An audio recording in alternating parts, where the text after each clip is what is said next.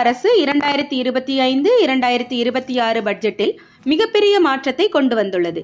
வாகன உற்பத்தியில் முன்னணி மாநிலமாக விளங்கும் தமிழகம் இப்போது கடல் போக்குவரத்து உற்பத்தி துறையிலும் தன்னுடைய சாதனையை காண இருக்கிறது. கப்பல் கட்டும் தமிழகம். இன்னும் சில வருடங்களில் தமிழகத்தில் கப்பல்கள், படகுகள், நீர்மூழ்கி கப்பல்கள் போன்ற கடல் போக்குவரத்து வாகனங்களை உற்பத்தி செய்யும் தொழிற்சாலைகள் உருவாக்கப்படும். இதன் மூலம் தமிழகம் இந்தியாவின் முன்னணி கப்பல் உற்பத்தி மையமாக மாறும். திட்டத்தால் ஏற்படும் நன்மைகள்: புதிய முதலீடுகள். பல தேசிய சர்வதேச நிறுவனங்கள் தமிழகம் வந்து கொள்வதற்கான வாய்ப்பு. பணியிடங்கள் அதிகரிப்பு. கப்பல் தொழிலாளர்களுக்கு அதிக வேலை வாய்ப்பு. உள்கட்டமைப்பு மேம்பாடு. துறைமுகங்கள், தொழிற்சாலைகள், கடலோர மேம்பாடு பணிகள் விரைவுபடும். சுற்றுச்சூழல் பயன்கள்: கப்பல் போக்குவரத்து அதிகரித்தால் நிலப்பாதை போக்குவரத்து குறைந்து காற்று மாசு குறையும். தமிழகம் வாகனத்துறையில் முதலிடம். இந்தியாவின் எலக்ட்ரிக் வாகன உற்பத்தியில் முதலிடம்.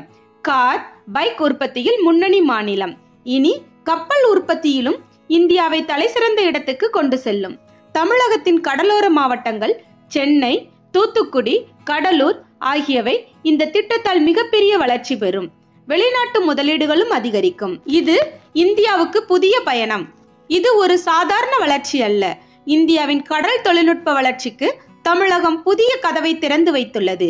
இனி வந்தே பாரத் அல்ல, தமிழகத்திலிருந்து உலகத்தரத்தில் கப்பல்கள் புறப்படும். இது போன்ற செய்திகளை தெரிந்து கொள்ள ழ ஊடகத்துடன் இணைந்திருங்கள். ழ ஊடகத்திற்காக லட்சுமி ஜெயபாலன்.